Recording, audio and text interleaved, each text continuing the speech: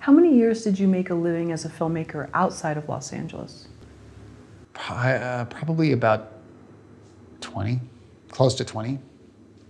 Yeah, it was a long, long road. And honestly, moving to LA, that's the Super Bowl.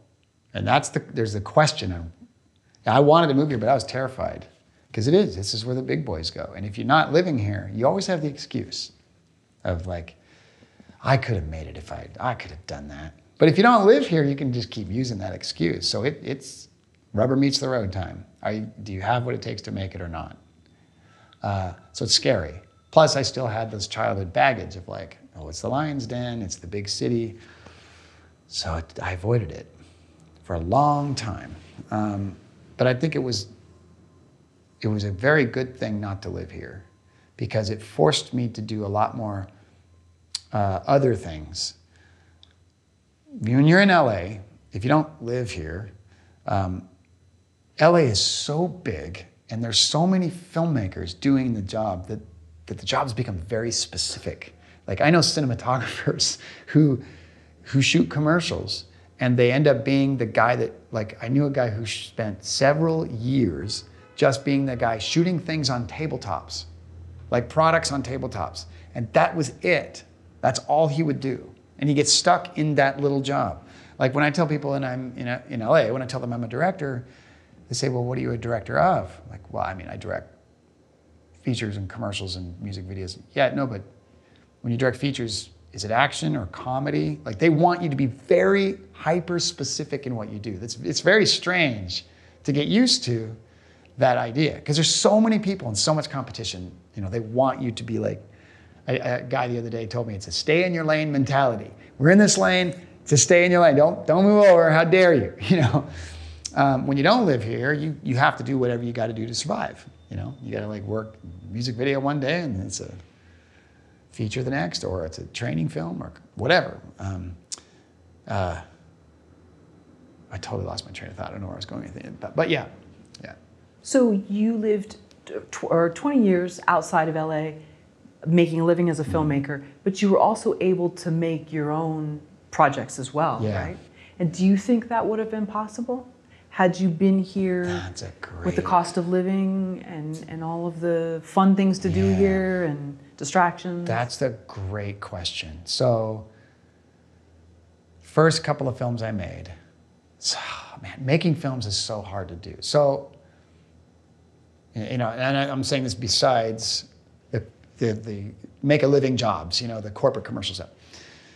Feature films, it's a whole other deal. So you have two options when it comes to feature films. You're either making independent ones or you're making ones in a studio system.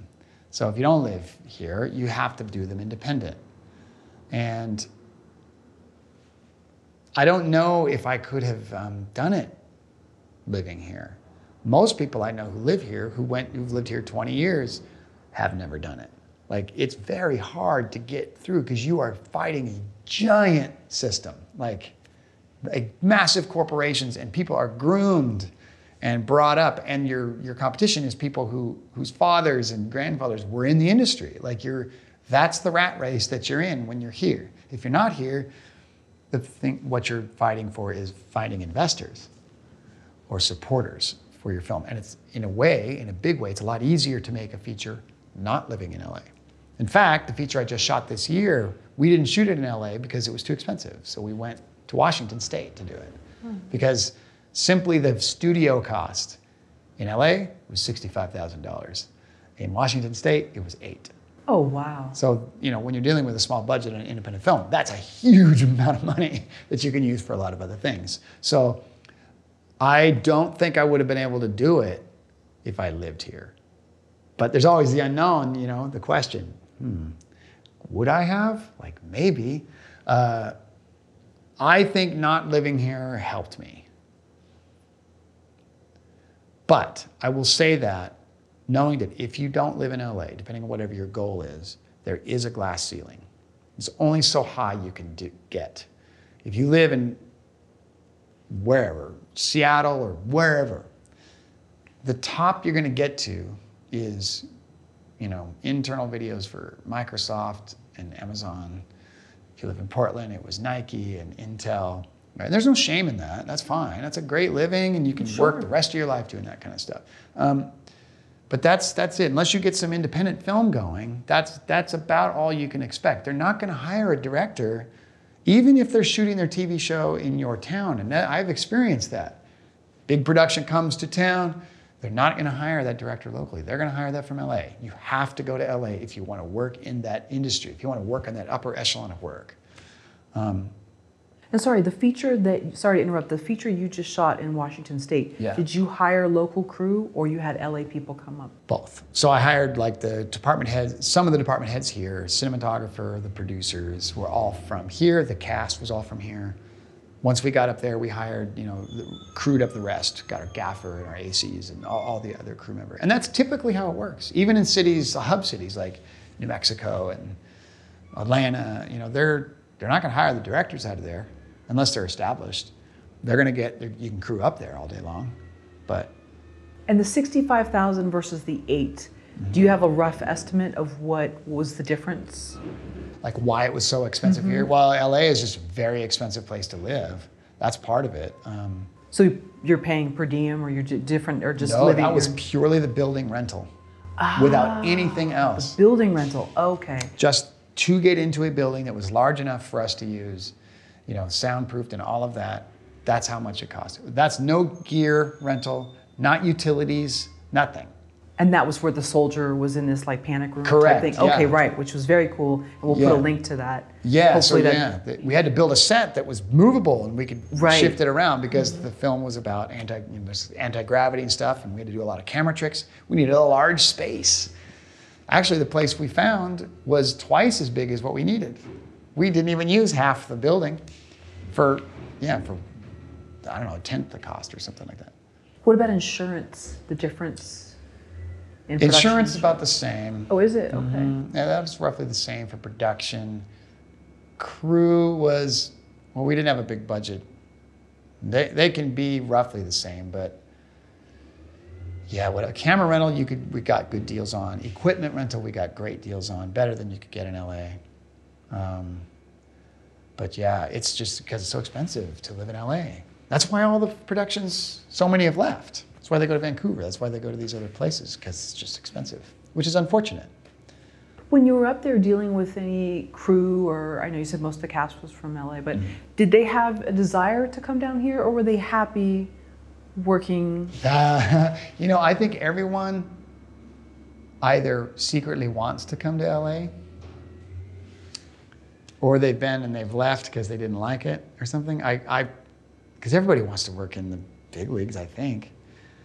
But there's also this funny, I don't need to live in LA kind of thing. So there were some that definitely wanted to, but I think a lot are afraid, or they have children and they don't want to raise them here, which is a legitimate concern, Or strong family ties. And Yeah,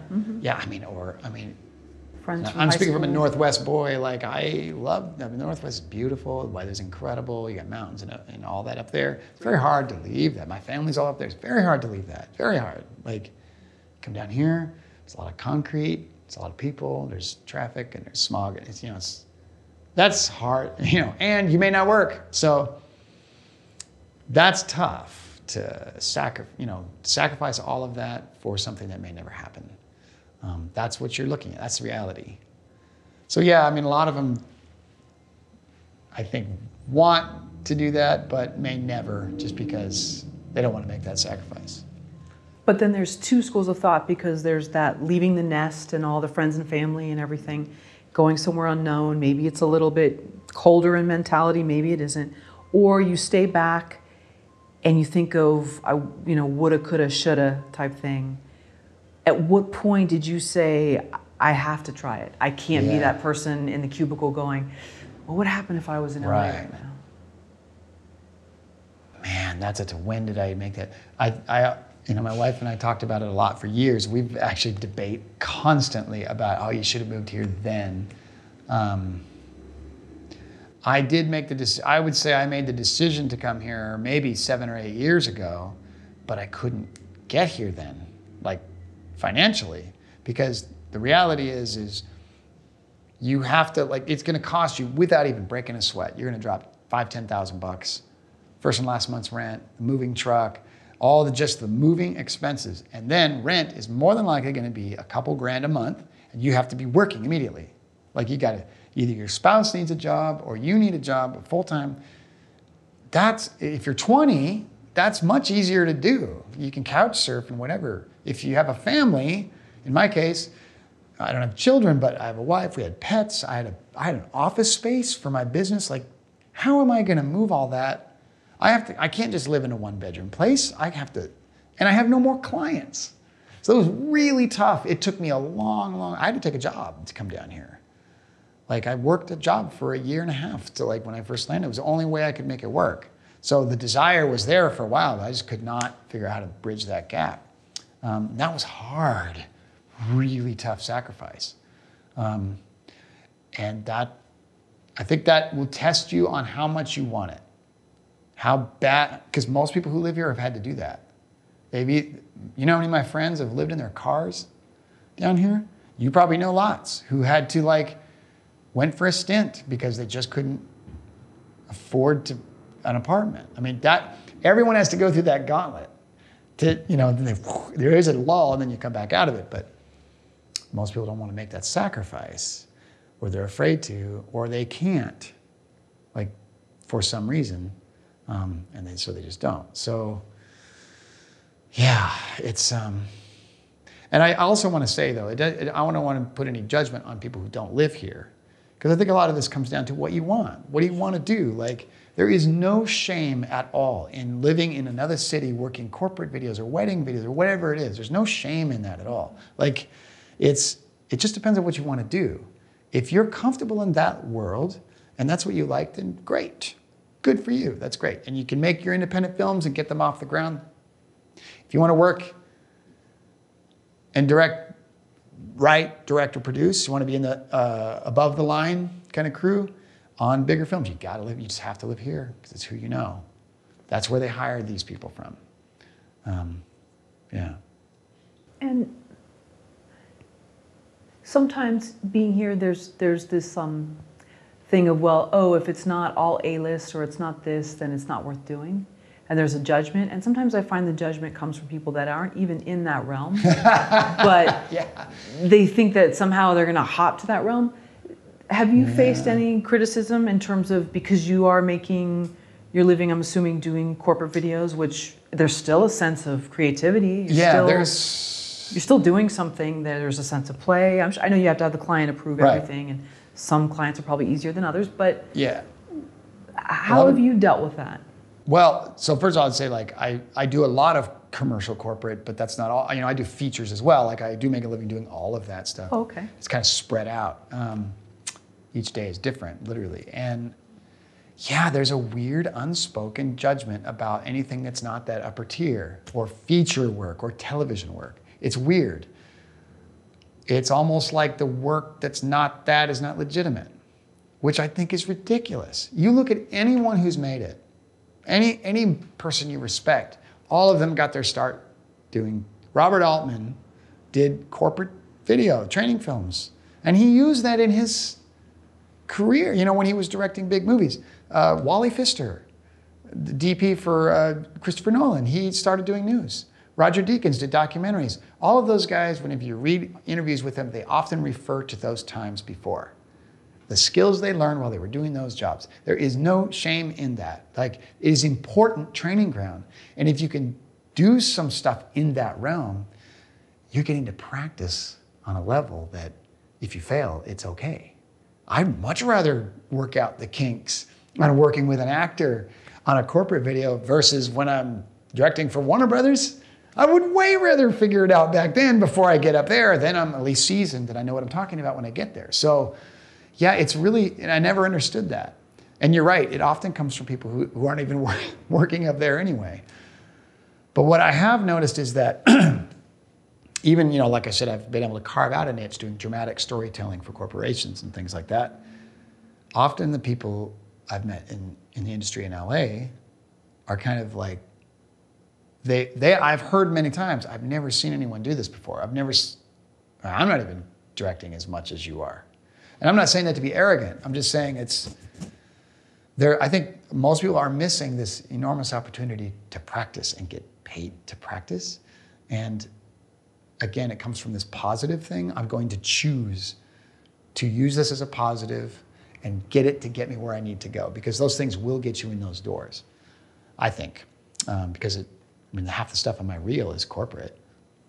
But you also look like it, but yeah. No, right. I mean, you have a beautiful use of color too. Oh, thank you. It seems like you really focus on using just interesting color palettes.